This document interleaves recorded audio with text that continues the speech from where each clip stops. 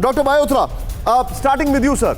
Sir, ये बहुत खराब इंडिकेशंस आ रहे हैं वैक्सीन को लेकर, क्या ये समझा जाए, और मैं ये सवाल आपसे इसलिए पूछ रहा हूं, एक जमाना था जब 100 साल लगते थे वैक्सीन बनने में, 10 साल 5 साल लगते थे, या बीमारी बहुत लंबी रहती थी उसके बाद वैक्सीन आ रही है, ये क्या we have rushed into this?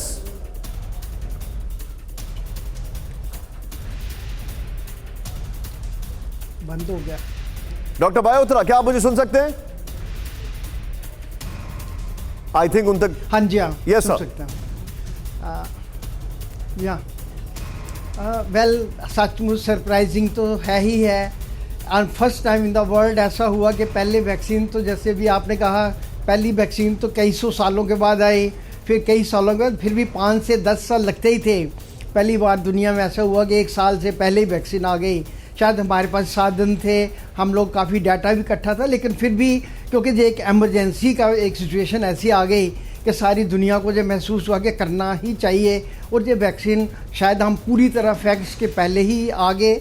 लेकिन अब ये बात है कि ये वैक्सीन फाइज़र की लगी है, उसके कुछ दिन, 2 दिन के बाद, 10 दिन के बाद, 14 दिन के बाद डेथ हुई है। अब ये कहना, ये पुर्तगाल वाली और मैक्सिमम में उन्होंने पॉसिबली उसको उन्होंने इन्वेस्टिगेट भी किया था, और ये ऐसा सर, लेकिन एक और बात है, मैं आपको इसी में एक चीज ऐड करूंगा। निष्कर्ष तो पेरू, ब्राजील और अर्जेंटीना, ये वो कंट्रीज हैं जो फाइजर के साथ अब कोई भी वैक्सीनेशन नहीं ले रही हैं। ब्राजील ने तो कल चाइना के साथ एक बहुत बड़ी डील की, भारत के साथ कर रहा है, क्योंकि फाइजर ने यह कह दिया है कि हमारे साइड इफेक्ट्स को लेकर कोई भी कानूनी कार्रवाई नहीं होगी।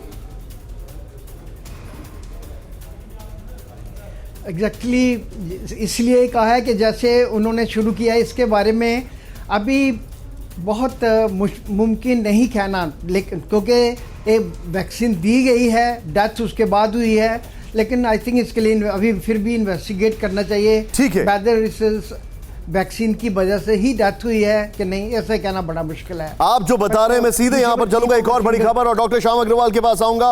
अब सीधे अमेरिका में कोरोना वैक्सीन से एलर्जी के मामले बढ़े। कोरोना वैक्सीन से एलर्जी के 90% मामले महिलाओं में। अमेरिका में महिलाओं में दिख रही एलर्जी की जांच शुरू। अमेरिका में एलर्जी वालों को दूसरी डोज नहीं लेने की सलाह। कोरोना वैक्सीन से एलर्जिक रिएक्शन की दर अब तक 11.1%, लेकिन महिलाएं इसमें ज्यादा हैं, यह बताया जा रहा है। मैं सीधे लेकर चलूंगा, आइए जरा, हमारे पास जो वॉल है उस वॉल पर मैं आपको लेकर चलूंगा, फिर मैं डॉक्टर श्याम अग्रवाल के पास आऊंगा। आइए, जो हमारे पास इंफॉर्मेशन है, महिलाओं में साइड इफेक्ट ज्यादा है, यह हमारे पास इंफॉर्मेशन है। एक यहां पर अमेरिका में कोरोना वैक्सीन से एलर्जिक रिएक्शन की दर 11.1% है। 14 से 23 दिसंबर के बीच फाइजर की वैक्सीन के 18.96 लाख डोज दिए गए हैं। रिएक्शन वाले 86% मामलों में ऐसे लक्षण टीका लगने के 30 मिनट के अंदर दिखे हैं।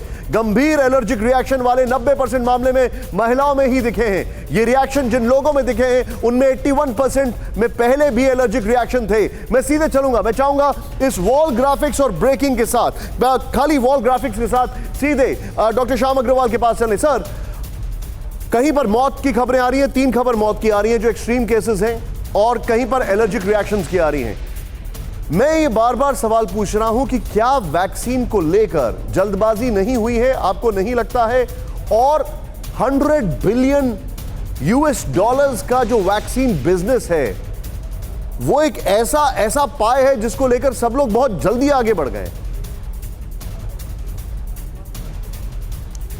देखिए निशांत, इमरजेंसी यूज़ के लिए ही वैक्सीन्स को अभी आप दिया गया है अप्रूवल, रेगुलर नहीं दिया गया है। क्यों? रीज़न यही है कि आपके पास जो डेटा है फॉलोअप का, वो या 2 से 3 महीने के बीच में है। FDA 2 महीने का फॉलोअप मांगता है, WHO 3 महीने का फॉलोअप मांगता है।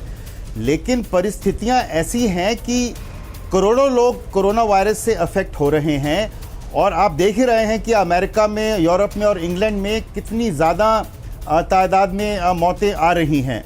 अब आप देखें कि अमेरिका में लगभग 2.5 से 3 मिलियन लोगों को वैक्सीनेशन पिछले 15 से 20 दिन में दी जा चुकी है। और आप जैसे कह रहे हैं कि allergic reactions, local pain, rash होना या फटीगेबिलिटी होना, ऐसी रिएक्शंस कॉमन हो रही हैं।